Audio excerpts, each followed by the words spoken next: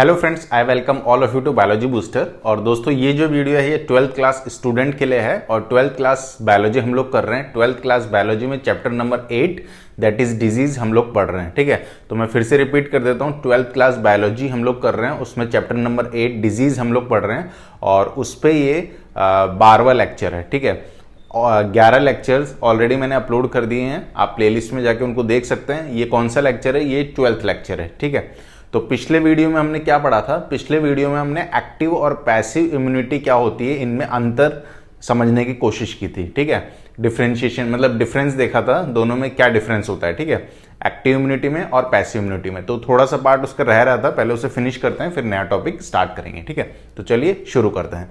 देखिए, active immunity, ये इस साइड कौन सा इम्यूनिटी है? एक्टिव। और ये इस साइड कौन सा है? पैसिव। ठीक है, एक्टिव इम्यूनिटी जो होता है उसमें एक और पॉइंट है, तीसरा पॉइंट क्या है? Memory cells are produce which can produce stronger response the next time body encounter the same antigen.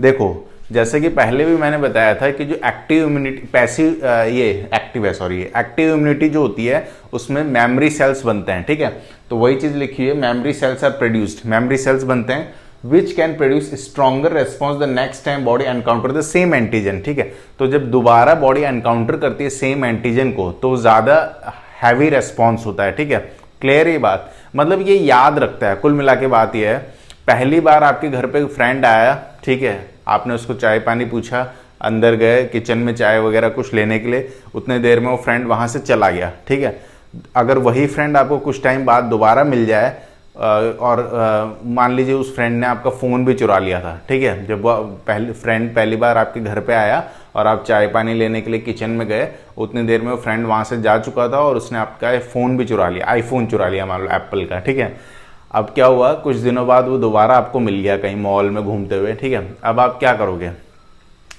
आपके दिमाग में एक मेमोरी बनी हुई कि इंसान अच्छा नहीं है, इसने एक तो मेरा फ़ोन चुराया और इसने दूसरी बार चाय पानी जो मैं इसके लेने गया था वो भी नहीं पी इसने। ठीक है, तो मौसम भी नहीं बनाया, मतलब एक माहौल बन जाता अच्छा खासा। ठीक है, मौसम मतलब वो वाला मौसम मत समझ लेना तुम। ठीक है, तो ये सारी चीज़ें हैं। तो आपका दिमाग क्या करता है? मेमोरी के बेस्ड पे याद रखता है। जैसे आप याद रखते हैं कि नहीं ये वही इंसान है क्योंकि पहले एक बार एनकाउंटर हो चुका है, वैसे ये भी याद रखता है कि पहले एक बार इस पर्टिकुलर डिजीज का वायरस या इन्फेक्शन जो भी है वो बॉडी में आया था, तो पहली बार तो रेस्पॉन्स इतना ज़्यादा नहीं होता है। ठीक है, पहली बार तो वो अफेक्ट हो जाता है। ठीक है, लेकिन धीरे धीरे बॉडी क्या करती है? अपने अंदर सेल्स डेवलप करती है, एंटीबॉडीज बनाती है। प्रोटीन्स के मॉलिक्यूल होते हैं एंटीबॉडी, मैंने आपको बताया था पहले।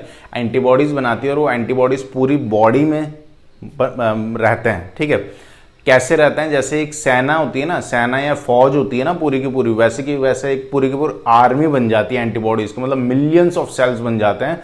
और जब दोबारा वो वायरस या वो पर्टिकुलर इन्फेक्शन आपकी बॉडी में आएगा तो ये सारे के सारे सोल्जर्स क्या करते हैं? उसको डिस्ट्रॉय कर देते हैं, उसको किल करते हैं। और इस बार इम्यून रिस्पॉन्स कैसा वाला होता है? तगड़ा वाला होता है। ठीक है, इसीलिए सेकेंड टाइम जो एनकाउंटर होगा वो ज़्यादा मतलब बिग लेवल पे होता है। ठीक है, बड़े लेवल पे होता है। ठीक है, अच्छा, इसका एग्जाम्पल क्या है? Example vaccines like BCG MMR। ठीक है, इसके एग्जाम्पल है BCG बहुत कॉमन वैक्सीन है, छोटे बच्चों में लग जाता है, हमें भी लगा था पहले। यहाँ पे टीके लगाते थे, आजकल ड्रॉप के फॉर्म में या इंजेक्शन के फॉर्म में दे देते हैं।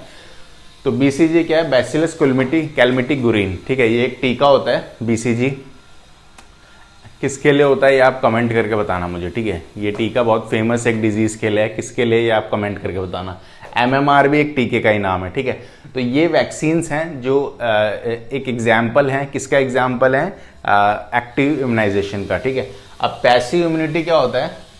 Memory cells are not produced and there is no longer term protection provided to the body. ठीक है, इसमें हमने पढ़ा था कि इसमें on the spot immune system बनता है। ठीक है, आपने दिया एंटीबॉडी एडमिनिस्टर की जाती है, बाहर से एंटीबॉडीज आपकी बॉडी में रेडीमेड एंटीबॉडीज दी जाती हैं। ठीक है, तो इसमें जो मेमोरी सेल्स होते हैं ना वो प्रोड्यूस ही नहीं होंगे। ठीक है, क्योंकि पहली बार कोई एनकाउंटर हुआ ही नहीं, तो याददाश्त कैसे बनेगी? पहली बार कोई फ्रेंड आया ही नहीं, फोन चुरा के ले गया ही नहीं। ठीक है, तो एंटीबॉडी बनी नहीं, आपकी कोई मेमोरी बनी नहीं, तो यहाँ पे मेमोरी सेल्स नहीं बनते हैं। ठीक है, memory cells are not produce and there is no longer term protection provided to the body. और इस वजह से क्योंकि मेमोरी सेल्स नहीं बनते तो लॉन्गर टर्म का प्रोटेक्शन भी नहीं होता, बहुत लंबे ड्यूरेशन का प्रोटेक्शन भी आपकी बॉडी को इससे नहीं मिलेगा। ठीक है, एग्जाम्पल क्या है, anti tetanus injection. Anti tetanus injection इसके एग्जाम्पल्स हैं, ठीक है। टेटनस हो जाता है ना, लोहे की कोई चीज़ लग जाए, ब्लड आ जाए, लोहा आपकी बॉडी में लग जाए अगर स्किन में, मतलब ब्लड में किसी भी तरीके से, तो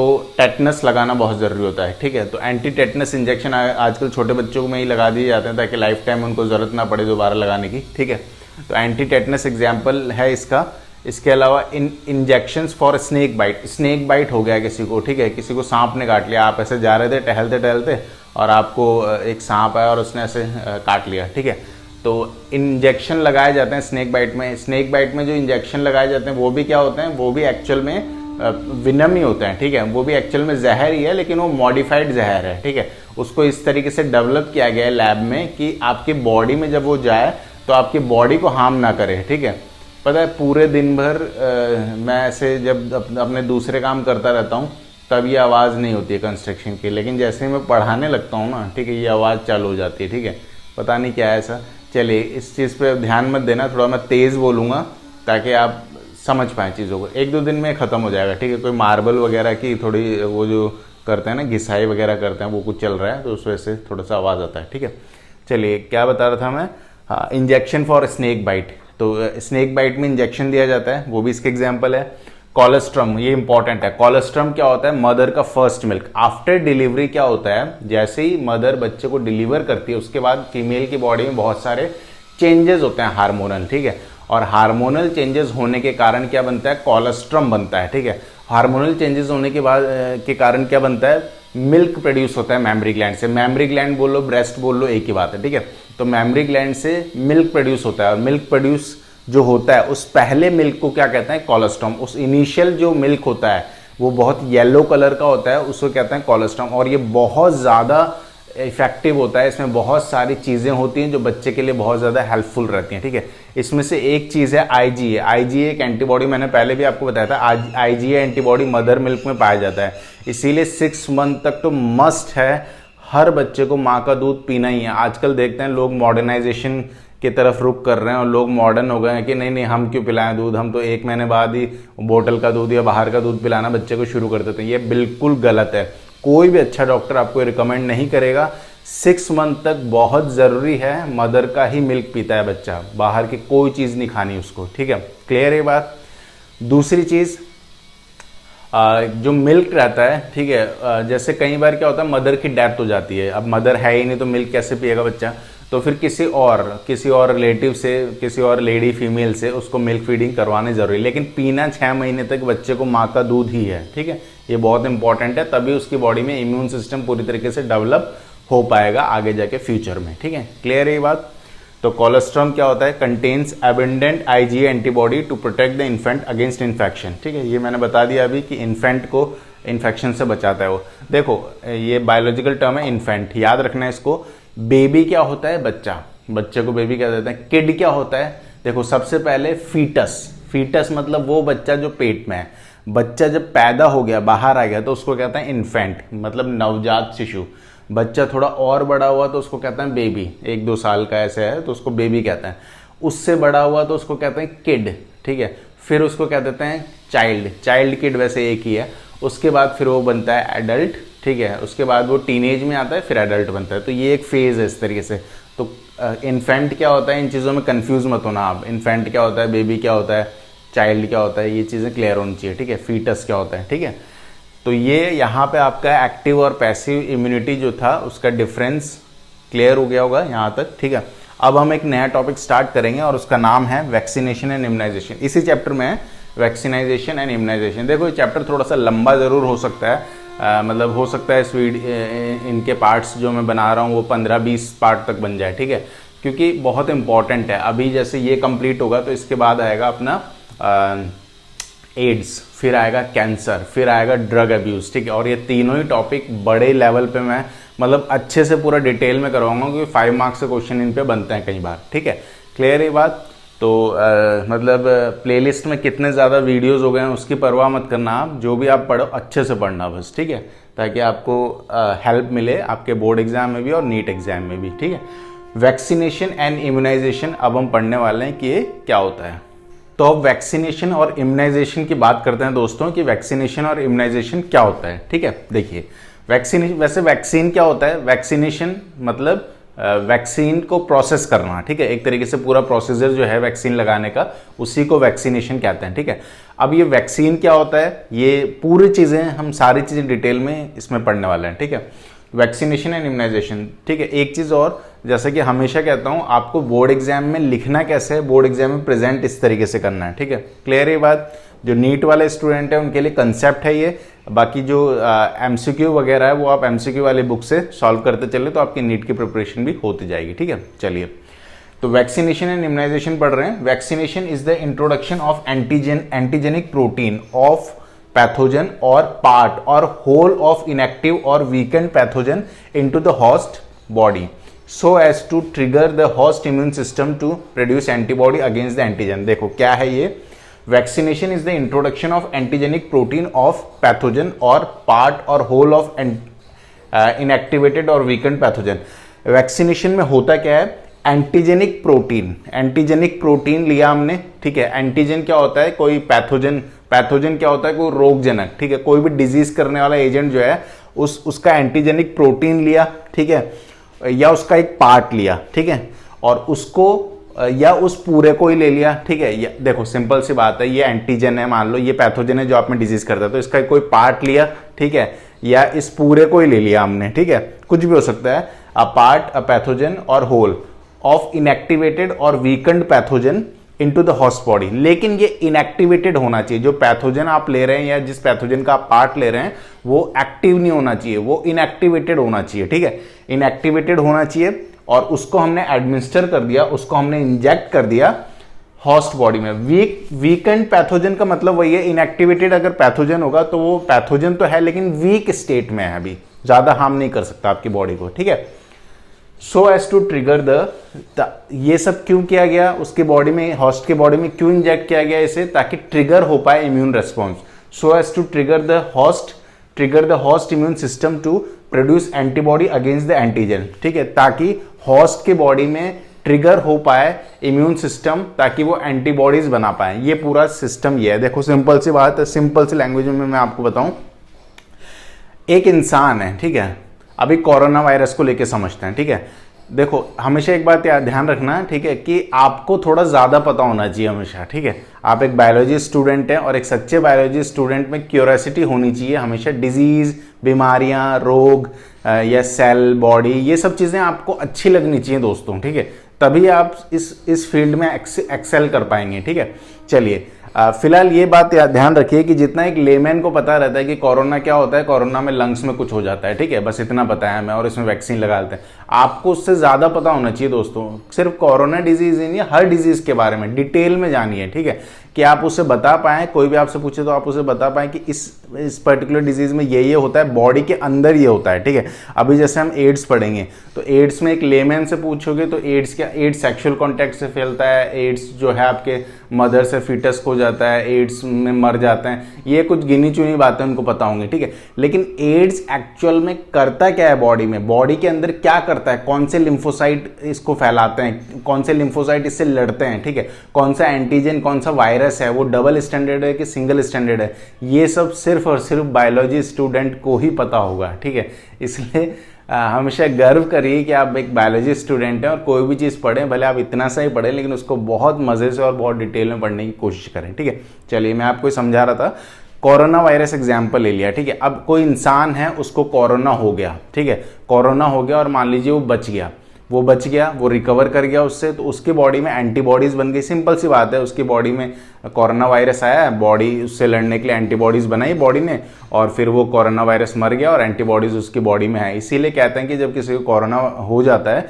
तो उसके 3 मंथ तक लगभग उसको वैक्सीन लगाने की जरूरत नहीं है। ठीक है, तो ये तो एक सिंपल सा प्रोसेस हुआ कि कोई चीज़ आई आपकी बॉडी में और आपकी बॉडी में एंटीबॉडीज बन गई। ठीक है, अब वैक्सीनेशन में हमें क्या करना है, वैक्सीन से हमें एंटीबॉडीज बनवानी है पहले ही। ठीक है, अब हम इंतजार थोड़ी करेंगे, नहीं कोरोना करवा दो पहले फिर हम वैक्सीन बनाएंगे, फिर तो एंटीबॉडी बनी जाएंगी बॉडी में, इसको कोरोना करवा दो एंटीबॉडी तो बनी जाए। अरे वो मर भी तो सकता है, जरूरी थोड़ी है वो बच जाए, अच्छी किस्मत हो ये हर बार जरूरी नहीं है ना, तो मर भी सकता है। तो इसलिए हम ये इंतजार नहीं कर सकते कि नहीं पहले डिजीज हो जाए फिर जो है एंटीबॉडीज बन जाएगी। तो इस केस में क्या होता है दोस्तों, हम पहले से ही कुछ ऐसा सिस्टम डेवलप कर रहे हैं ताकि उस इंसान को एक बार भी वो डिजीज ना हो, ठीक है। तो इसमें क्या करते हैं, हम उसकी बॉडी में एंटीबॉडीज बना रहे हैं। अब एंटीबॉडीज कैसे बनाई जाती है, कोरोना वायरस में तो पूरा वायरस आया बॉडी के अंदर, अब वैक्सीन में क्या होता है, उसी वायरस का कुछ पार्ट, ठीक है, या तो वो वायरस पूरा या उसका कुछ पार्ट, लेकिन वो डेड फॉर्म में या एटीन्यूएटेड फॉर्म में होना चाहिए। मतलब वो जब आपकी बॉडी में जाए तो वो थोड़ी सी हलचल तो करेगा, इसलिए 1-2 दिन बुखार आता है वैक्सीन लगने के बाद, ठीक है, लेकिन वो इतनी ज़्यादा हलचल नहीं होगी या इतना ज़्यादा डैमेज नहीं होगा कि आपकी डेथ ही हो जाए, ठीक है। क्लियर ये बात, तो ये किया जाता है वैक्सीनेशन में। क्लियर ये चीज़, चलिए इसके बाद vaccination works on the principle of memory. Vaccination किसके प्रिंसिपल पे वर्क करता है, मेमोरी। मेमोरी हम कैसे बनवा रहे हैं, पहले हम एटीन्यूएटेड या डेड फॉर्म में पैथोजन को दे रहे हैं बॉडी में, तो उसकी हल्की फुल्की मेमोरी बन गई, फिर वो धीरे धीरे मेमोरी जो है वो सेल जो है डिवाइड होते गए, पूरी बॉडी में फैल गए, ठीक है। दूसरी बार आया जब वही वायरस उसके बॉडी में, तो उनकी बॉडी में जो एंटीबॉडीज थी उसने उससे फाइट किया, ठीक है। तो मेमोरी पे ही काम कर रहा है ना, ये भी कर तो मेमोरी पे ही रहा है। पहले हमने मेमोरी बनवा दी, भले नेचुरली नहीं आर्टिफिशियल तरीके से हमने मेमोरी बनाई हो, लेकिन बनाई तो हमने मेमोरी ही है ना। तो ये प्रिंसिपल जो है वो मेमोरी पे, इसका जो वैक्सीनेशन का प्रिंसिपल है वो मेमोरी पे ही बेस्ड है पूरा का पूरा, ठीक है। The antibodies produced in response to the vaccine will then help to body fight against the actual infection, ठीक है। इसके बाद क्या होता है, मेमोरी बनने के बाद जो हमारी एंटीबॉडीज हैं, जो उस इंसान की बॉडी में एंटीबॉडीज बनी है वो फाइट करती है, विल हेल्प द बॉडी, वो बॉडी को हेल्प करती है ताकि वो फाइट कर पाए उस पर्टिकुलर इन्फेक्शन से, उस पर्टिकुलर पैथोजन से, ठीक है। देखो पैथोजन हो एंटीजन हो ये सारे नेगेटिव चीज़ें हैं, ठीक है। पैथोजन मतलब रोगजनक, एंटीजन मतलब कोई डिजीज करने वाला, फॉरेन एजेंट मतलब ये भी बुरी चीज़ है। तो ये टर्म आया ना कभी भी ऐसी टर्म कि पैथोजन, एंटीजन, फॉरेन एजेंट, तो मतलब ये कोई हार्मफुल चीज़ है जो बॉडी में आई है, ठीक है। क्लियर है ये बात, तो ये इस तरीके से यहाँ पे हमने इसको समझा, ठीक है। तो वैक्सीनेशन और इम्यूनाइजेशन में कुछ और चीज़ें समझते हैं कि वैक्सीनेशन और इम्यूनाइजेशन क्या है, ठीक है। देखिए, during the actual infection these antibodies will be produce in large amount by the activation of memory B cells and T cell. देखो अब ये जो इन्फेक्शन हुआ था, ठीक है, ये जो इन्फेक्शन हुआ था वो तो टेम्परेरी इन्फेक्शन, हमने आर्टिफिशियल इन्फेक्शन करवाया था ना एक तरीके से, लेकिन जब रियल इन्फेक्शन होगा, जब एक्चुअल इन्फेक्शन होगा, जब एक्चुअल में उस डिजीज के जो पैथोजन है, उस डिजीज के जो एंटीजेंस हैं वो बॉडी में आएंगे, तो क्या होगा, उस टाइम पे क्या होगा, एंटीबॉडी प्रोड्यूस होंगे। Antibody will be produced in large amount by the activation of B and T cells. B और टी सेल्स जो कि WBC होते हैं, लिम्फोसाइट होते हैं ये, ठीक है। तो ये क्या करेंगे, ये प्रोड्यूस करेंगे लार्ज नंबर ऑफ एंटीबॉडीज उस टाइम पे, जैसे ही इन्फेक्शन होगा ये large number of antibody produce करेंगे एक्चुअल इन्फेक्शन के टाइम पे, ठीक है, of the immune system which will recognize the antigen and form the suitable antibodies faster। और ये क्या करेंगे, ये बी और टी सेल क्या करेंगे, एक्टिवेट करेंगे। देखो इस पूरे को एक बार मैं दोबारा से बताता हूँ आपको। During the actual infection these antibodies will be produced in large amount by the activation of memory B and T cells of the immune system which will recognise the antigen and form the suitable antibody fasters, ठीक है। देखो simple सी बात है, जब infection हुआ, एक तो अपन ने आर्टिफिशियल इन्फेक्शन करवा लिया पहले, जब रियल इन्फेक्शन होगा तो उस टाइम पे क्या होगा, हमारे बी और टी जो सेल हैं, बी और टी लिम्फोसाइट जो हैं, ये इस सिस्टम को, इम्यून सिस्टम को और बूस्ट करेंगे और एंटीबॉडी बनाने में और मदद करेंगे, और ज़्यादा से ज़्यादा एंटीबॉडी बनेगी ताकि हमारा इम्यून सिस्टम उस पर्टिकुलर डिजीज से लड़ पाए, ठीक है। क्लियर है ये बात। In some cases, if a person has been severely infected or needs antibodies in his body faster to fight the infection, ready-made antibodies may be introduced in his body. This is called passive immunization. अब ये तो क्या था, ये normally एक condition बन गई, ठीक है। देखो ध्यान से समझना, हम क्या पढ़ रहे हैं, वैक्सीनेशन। तो ये तो वैक्सीनेशन वाला प्रोसेस था कि पहले एक बार हमने थोड़ा सा एटीन्यूएटेड या डेड फॉर्म ऑफ एंटीजन से बॉडी को ट्रिगर कर दिया, और उसके बाद सेकंड टाइम पर जब रियल इन्फेक्शन हुआ तो हमारी बॉडी के बी और टी सेल्स ने एंटीबॉडीज बनाई और उससे हम बच गए, ठीक है। लेकिन अब मान लो कोई इंसान है जिसको फास्ट चाहिए, जिसको बहुत जल्दी इम्यून सिस्टम, मान लीजिए कोई ऐसा पर्सन है जो ऐसी जगह पे कहीं पे है जहाँ पे इन्फेक्शन के चांसेस बहुत ज़्यादा है, मान लीजिए कोई डॉक्टर है, ठीक है, और कोरोना पेशेंट के बीच में वो रहता है हमेशा, बहुत ज़्यादा वहाँ पे काम कर रहा है वो, तो उसके बॉडी में फास्टर हमें इम्यून सिस्टम डेवलप करना है, तो उस केस में क्या किया जाता है, उस केस में पैसिव इम्यूनाइजेशन वाली टेक्निक फॉलो की जाती है। क्या है ये? In some cases if a person has been severely infected और needs antibody in his body faster to fight the infection, readymade antibodies may be introduce in his body. अब क्या हुआ, किसी इंसान को मान लीजिए कोई पर्टिकुलर डिजीज हो गई, ठीक है, तो उस डिजीज से हम इंतजार नहीं कर सकते कि एंटीबॉडीज बनेंगी और कब फाइट करेंगे। हम क्या करते हैं, आर्टिफिशियल एंटीबॉडीज के बॉडी में डाल देते हैं ताकि वो जल्दी से जल्दी उस पर्टिकुलर एंटीजन से या पैथोजन से लड़ ले और वो इंसान बच जाए। तो इस टेक्निक को कहते हैं पैसिव इम्यूनाइजेशन। कंफ्यूज मत होना इसमें और इसमें, ठीक है। ये पैसिव इम्यूनाइजेशन है और ये वैक्सीनेशन था, ठीक है। This method is employed when time is insufficient to activate the host immune system so as to produce required antibodies। ये अभी मैंने बताया कि ये टेक्निक कब फॉलो की जाती है, जब टाइम हमारे पास सफिशिएंट नहीं है, हमें जल्दी क्योर करना है, इतना टाइम हम रुकेंगे तो इंसान मर जाएगा। तो जब कम टाइम हो हमारे पास तो उस दौरान क्या किया जाता है, उस दौरान ये टेक्निक फॉलो की जाती है, मतलब आर्टिफिशियल एंटीबॉडीज बॉडी में इंजेक्ट कर दी जाती है ताकि वो पर्टिकुलर उस इन्फेक्शन से या उस पैथोजन से लड़ ले और वो इंसान बच जाए, ठीक है। क्लियर है ये बात। Newer techniques like recombinant DNA technology RDT allows the production of antigenic polypeptide in bacteria and yeast, ठीक है। अब देखो नई जो टेक्नोलॉजी है आरडीटी, रिकॉम्बिनेंट डीएनए टेक्नोलॉजी, इसके बारे में मैंने डिटेल में चैप्टर नंबर 11 और 12 मतलब जो बायोटेक्नोलॉजी वाली यूनिट है वहाँ पे डिटेल में बताया है। अगर आपको नहीं समझ में आता है रिकॉम्बिनेंट डीएनए टेक्नोलॉजी तो वहाँ से आप एक बार वीडियोस देख लेना तो आपको समझ में आ जाएगा, ठीक है। आरडीटी जो रहता है रिकॉम्बिनेंट डीएनए टेक्नोलॉजी, इसकी मदद से हम एंटीजेनिक पॉलीपेप्टाइड बना सकते हैं, ठीक है। एंटीजेनिक पॉलीपेप्टाइड क्या है? अब ये एंटीजन मतलब बुरा, ठीक है, एंटीजेनिक पॉलीपेप्टाइड मतलब पैथोजन का पॉलीपेप्टाइड बना रहे हैं, ठीक है। क्यों बना रहे हैं? ताकि इसको इंजेक्ट करके हम बॉडी में एंटीबॉडीज बनवाएंगे फिर, ठीक है। अब पॉलीपेप्टाइड क्या है? पोली मतलब बहुत सारे, पेप्टाइड मतलब प्रोटीन, ठीक है।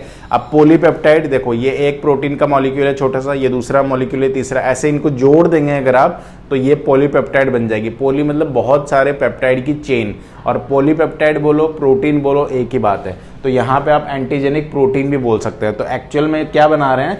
एंटीजेनिक प्रोटीन हम बना रहे हैं किसकी मदद से? आरडीटी रिकॉम्बिनेंट डीएनए टेक्नोलॉजी की मदद से। और होस्ट कौन यूज कर रहे हैं हम बनाने के लिए? बैक्टीरिया और यीस्ट। अब सिंपल सी बात है, कोई आपको वैक्सीन बनानी है मान लो, ठीक है, मान लो किसी चीज़ की वैक्सीन बनानी है आपको, ठीक है, तो इंसान के ऊपर तो बनाओगे नहीं उसको करके, इंसान को तो बचाना है ना हमें। तो हम बनाते किस में? यीस्ट वगैरह में या बैक्टीरिया वगैरह में उसको बनाते हैं, वहाँ से फिर मल्टीप्लाई करते हैं हम उसको बहुत ज़्यादा नंबर में पीसीआर के थ्रू, और फिर उसके बाद उसको बहुत सारे ट्रायल करने के बाद उसको ह्यूमन पे फिर इस्तेमाल किया जाता है, ठीक है। क्लियर है बात। तो ये होस्ट ऑर्गेनिज्म होते हैं बैक्टीरिया, यीस्ट, ये इस काम में लिए जाते हैं, ठीक है। This allow for large scale manufacture of vaccine against specific antigenic polypeptide of various pathogen, ठीक है। इसको मैं फिर पढ़ता हूँ। This allow for large scale manufacture of vaccine against specific antigenic polypeptide, specific antigenic polypeptide of various pathogen. अच्छा, बहुत सारे जो पैथोजन रहते हैं उनके क्या रहते हैं? उनके प्रोटीन्स के मॉलिक्यूल रहते हैं, उनके एंटीजन रहते हैं। सिंपल आप ऐसे समझो, बहुत सारे जो मॉलिक्यूल्स रहते हैं, बहुत सारे जो अलग अलग क्या हैं आपके डिजीज़ हैं, पैथोजन है, ठीक है। पैथोजन क्या होता है पता है ना? जैसे टीबी है, ठीक है, तो टीबी किससे होता है? उस डिजीज़ को करने वाला कौन है उसको पैथोजन कहते हैं। जैसे टीबी होता है माइकोबैक्टीरियम ट्यूबरक्लोसिस से, ठीक है।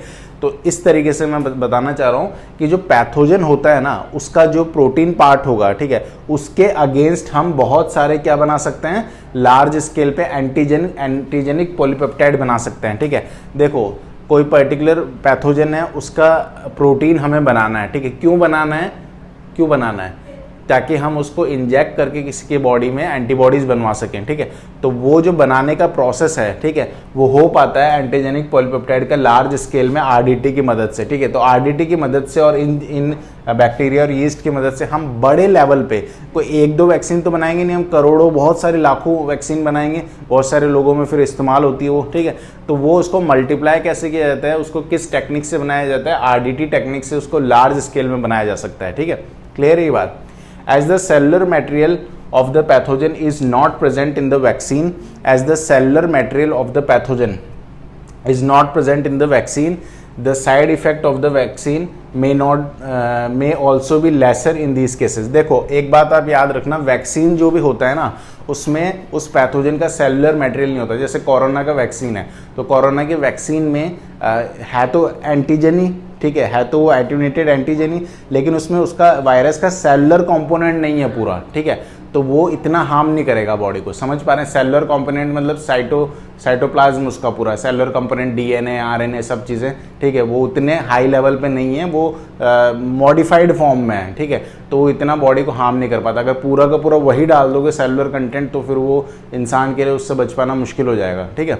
तो वही चीज़ बताई गई, एज द सेलुलर मटेरियल। देखो कंसेप्ट ढंग से समझना, ये बहुत इंपॉर्टेंट है, ठीक है।